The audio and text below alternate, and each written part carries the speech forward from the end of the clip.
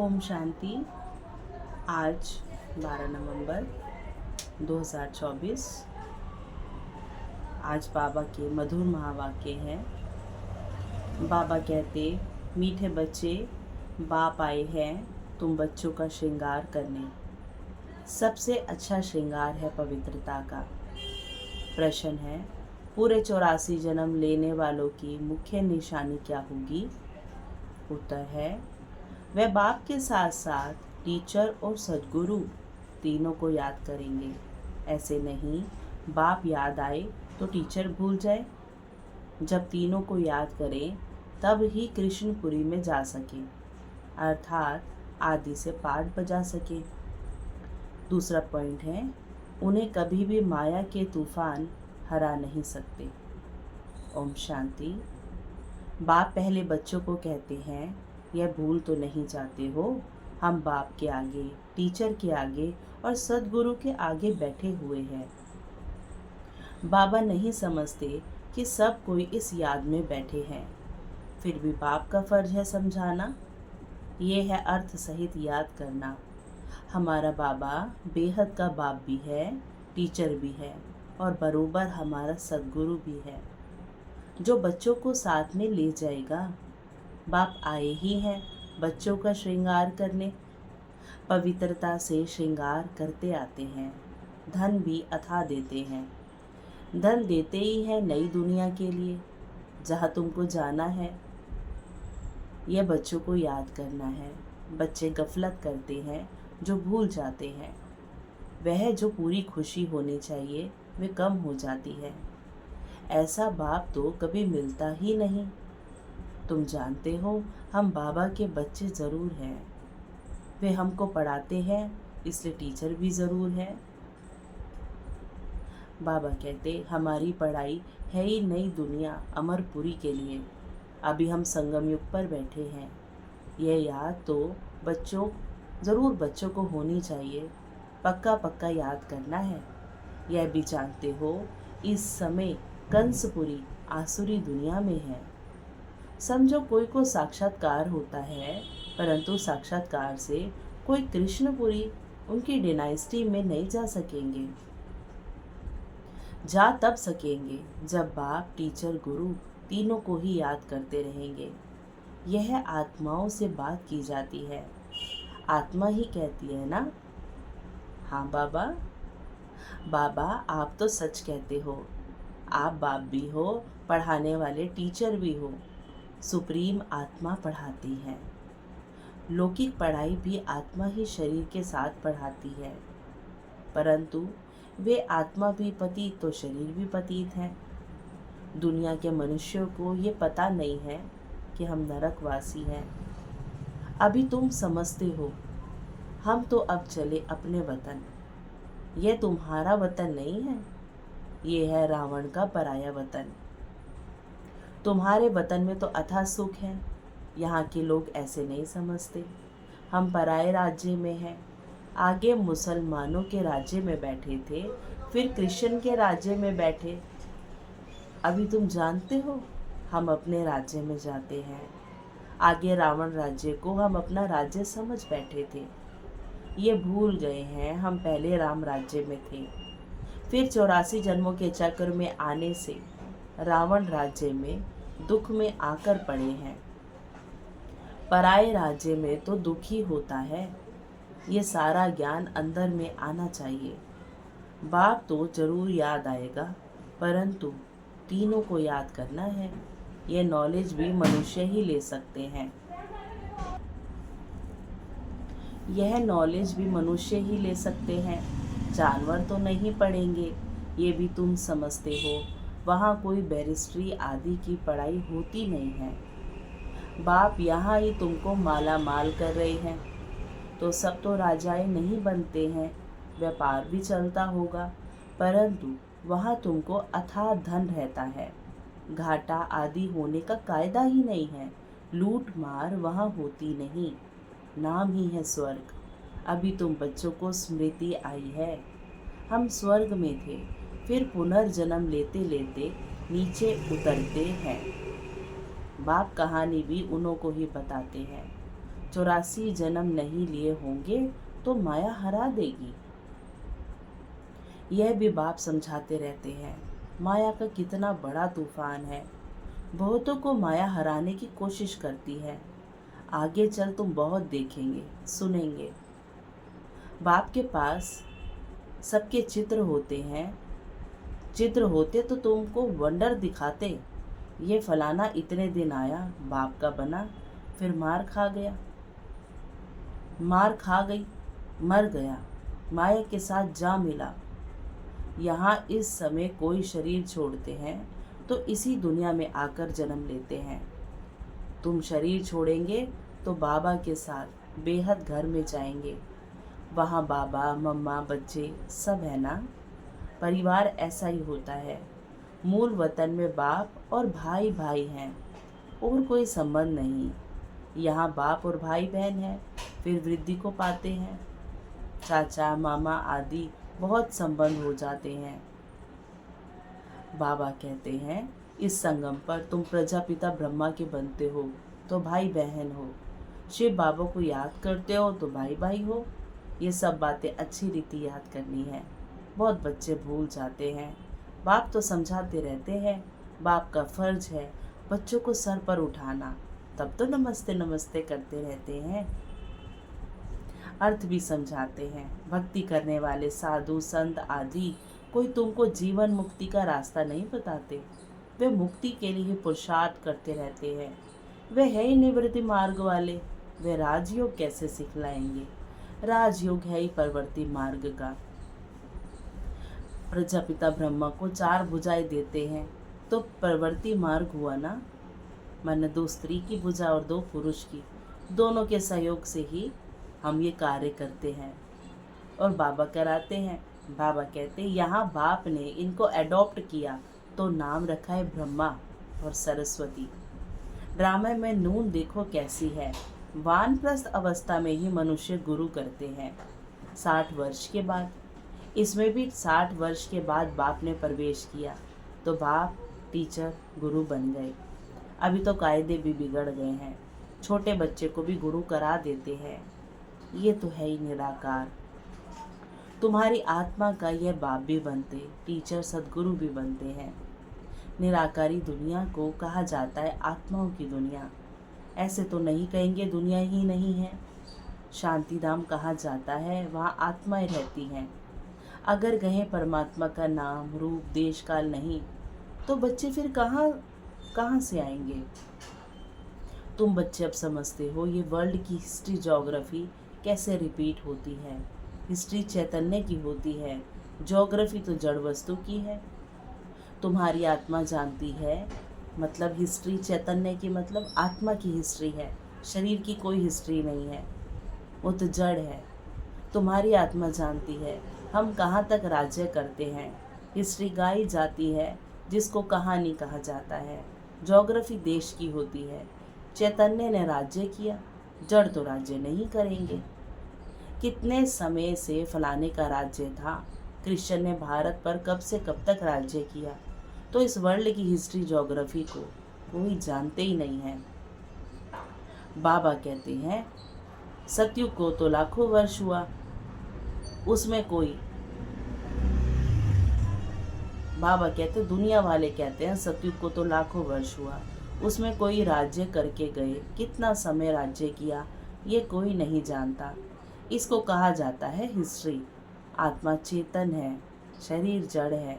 सारा खेल ही जड़ और चैतन्य का है। मनुष्य जीवन ही उत्तम गाया जाता है। आदमशुमारी भी मनुष्यों की गिनी जाती है। जानवरों की तो कोई गिनती कर भी ना सके। सारा खेल तुम्हारे पर है। हिस्ट्री, ज्योग्राफी भी तुम सुनते हो। बाप इसमें आकर तुमको सब बातें समझाते हैं। इसको कहा जाता है बेहद की हिस्ट्री, ज्योग्राफी। यह नॉलेज ना होने के कारण तुम कितने बेसमझ बन पड़े हो। मनुष्य होकर दुनिया की हिस्ट्री, ज्योग्राफी को ना जाने तो वह मनुष्य ही क्या काम का। अभी बाप द्वारा तुम वर्ल्ड की हिस्ट्री, ज्योग्राफी सुन रहे हो। ये पढ़ाई कितनी अच्छी है। कौन पढ़ाते हैं? स्वयं बाप। बाप ही ऊंच से ऊंच पद दिलाने वाला है इन लक्ष्मी नारायण का। और जो उन्हों के साथ स्वर्ग में रहते हैं उन्हों का ऊंचते ऊंच पद है ना, वहाँ बैरिस्ट्री आदि तो करते नहीं, वहाँ तो सिर्फ सीखना है। हुनर ना सीखे तो मकान आदि कैसे बने? एक दो को हुनर सिखलाते हैं, नहीं तो इतने मकान आदि कौन बनाएंगे? आपे ही तो नहीं बन जाएंगे। मतलब सतयुग में भी कोई चमत्कार नहीं है, वहाँ भी मेहनत ये कर्म करने ही हैं। बाबा कहते हैं ये सब राज अभी तुम बच्चों की ही बुद्धि में भी नंबरवार पुरुषार्थ अनुसार रहते हैं। तुम जानते हो ये चक्र फिरता रहता है। इतना समय हम राज्य करते थे, फिर रावण के राज्य में आते हैं। दुनिया को इन बातों का पता नहीं है कि हम रावण राज्य में हैं।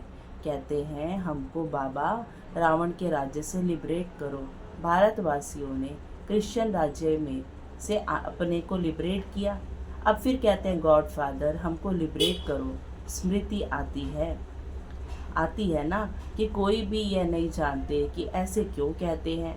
अभी तुमको समझा, अभी तुमने समझा है। सारे सृष्टि पर ही रावण राज्य है। सब कहते हैं राम राज्य चाहिए, तो लिबरेट कौन करेगा? समझते हैं गॉड फादर लिबरेट कर गाइड बन ले जाते हैं। कहते हैं ना भक्ति में कोई राह दिखाओ, कोई मार्ग बताओ, तो बाबा भी वही कह रहे हैं। और फिर कहते हैं दुख से छोड़ाओ, दुख हरो देवा, तो बाबा को फिर आना पड़े ना। भारतवासियों को इतना अक्ल नहीं है, ये तो बिल्कुल तमो प्रधान है। वे ना इतना दुख उठाते हैं ना इतना सुख ही पाते हैं। भारतवासी सबसे सुखी बनते तो दुखी भी बनते हैं, हिसाब है ना। अभी कितना दुख है। जो रिलीजियस माइंडेड हैं वे याद करते हैं ओ गॉड फादर लिबरेटर, तुम्हारी भी दिल में है, बाबा आकर हमारे दुख हरो और सुख धाम ले चलो। वे कहते हैं शांति धाम ले चलो, तुम कहेंगे शांति धाम और सुख धाम ले चलो। अब बाप आया हुआ है तो बहुत खुशी होनी चाहिए। भक्ति मार्ग में कनरस कितना है, उसमें रियल बात कुछ भी है नहीं, एकदम आटे में नमक है। चंडिका देवी का भी मेला लगता है। अब चंडियों का फिर मेला क्यों लगता है? चंडी किसको कहा जाता है? बाबा ने बताया है। चांडाल का जन्म भी यहाँ के ही लेते हैं, जो संगम पर ऐसे ऐसे कर्म करते हैं, तो बाबा उन्हों की बात करते हैं। यहाँ रहकर खा पी कर कुछ देकर फिर कहते हैं हमने जो दिया वह हमको दो। हम नहीं मानते, संशय पड़ जाता है, तो वह क्या जाकर बनेंगे? ऐसी चंडिका का भी मेला लगता है, क्योंकि बाबा का बच्चा तो बना ना, तो बाबा पूजा तो उनकी भी कराएंगे, परंतु पद तो नंबरवार हो गया। फिर भी सतयुगी तो बनते हैं ना, कुछ समय भी मददगार बने तो स्वर्ग में आ गए। आखिर मदद भगवान को दे रहे हैं तो भगवान रिटर्न तो करेंगे ना। शिव बाबा कहते हैं वह भक्त लोग तो जानते नहीं, ज्ञान तो कोई के पास है नहीं। वे चित्रों वाली गीता है, कितना पैसा कमाते हैं। आजकल चित्रों पर तो सब आशिक होते हैं, उसको आर्ट समझते हैं। मनुष्य को क्या पता देवताओं के चित्र कैसे होते हैं। तुम असूल में कितने फर्स्ट क्लास थे, फिर क्या बन गए हो? वहाँ कोई अंधा काना आदि होता नहीं। देवताओं की नेचुरल शोभा होती है, वहाँ नेचुरल ब्यूटी होती है। तो बाप भी सब समझाकर फिर कहते हैं बच्चे बाप को याद करो। बाप भी है, टीचर सदगुरु भी है। तीनों रूप में याद करो तो तीनों वर्षे मिलेंगे। पिछाड़ी वाले तीनों रूप में याद कर नहीं सकेंगे, फिर मुक्ति में चले जाएंगे। बाबा ने समझाया है सूक्ष्म वतन आदि में जो कुछ देखते हो ये तो सब है साक्षात्कार की बातें। बाकी हिस्ट्री ज्योग्राफी सारी यहाँ की है, माने इधर स्थूल वतन की, जहाँ हम पाठ बजाते हैं। इनकी आयु का किसको पता नहीं, कोई लाखों वर्ष कोई करोड़ों वर्ष कहते हैं। अभी तुम बच्चों को बाप ने समझाया है, अभी हमें पता लग गया है। तुम फिर कोई को भी समझा सकते हो। पहले पहले तो बाप का परिचय देना है। वह बेहद का बाप है, सुप्रीम। लौकिक बाप को परमात्मा व सुप्रीम आत्मा कभी नहीं कहा जाता। सुप्रीम तो एक ही है जिसको भगवान कहा जाता है, परम पिता कहा जाता है। वह नॉलेजफुल है तो तुमको नॉलेज सिखलाते हैं। यह ईश्वरीय नॉलेज है, सोर्स ऑफ इनकम। नॉलेज भी उत्तम मध्यम कनिष्ठ होती है ना। बाप है ऊंचते ऊंच, तो पढ़ाई भी ऊंचते ऊंच है। बाबा सबसे उत्तम पढ़ाई हमें पढ़ा रहे हैं, मर्तबा भी ऊंच है। जब पढ़ाई ऊंच है तो मर्तबा भी ऊंच है। हिस्ट्री ज्योग्राफी तो झट जान जाते हैं। बाबा बाकी याद की यात्रा में युद्ध चलती है। माने बाबा जो ज्ञान देते हैं वो तो स्टार्टिंग में समझ आने लग जाता है, परंतु जो याद है उसमें मेहनत लगती है। इसमें तुम हारते हो तो नॉलेज में भी तुम हारते हो। हार कर भागंती हो जाते हैं तो नॉलेज में भी भागंती हो जाते हैं। फिर जैसे थे वैसे बन जाते हैं और ही उनसे बदतर हो जाते हैं।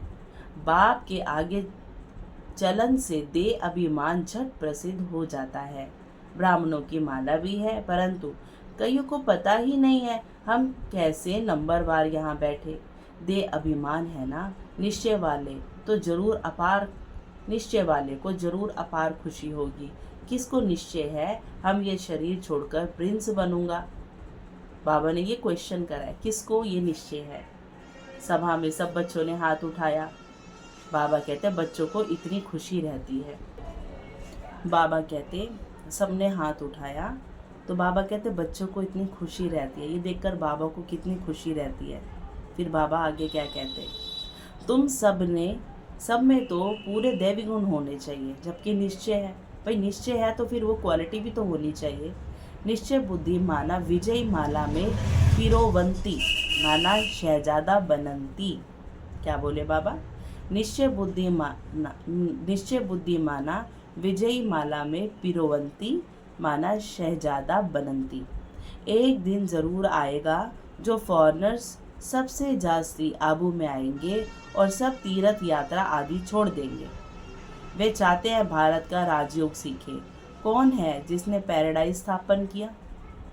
पुरुषार्थ किया जाता है, कल पहले यह हुआ होगा तो जरूर म्यूजियम बन जाएगा। समझाना है ऐसी प्रदर्शनी हमेशा के लिए लगाना चाहते हैं। 4-5 वर्ष के लिए लीज पर भी मकान लेकर लगा सकते हैं। हम भारत की ही सेवा करते हैं, सुखधाम बनाने के लिए। इसमें बहुतों का कल्याण होगा। अच्छा, मीठे मीठे से कीलते बच्चों प्रति माता पिता बाप दादा का याद प्यार और गुड मॉर्निंग। रूहानी बाप की रूहानी बच्चों को नमस्ते। हम रूहानी बच्चों की रूहानी माता पिता बाप दादा को बहुत बहुत याद प्यार और नमस्ते।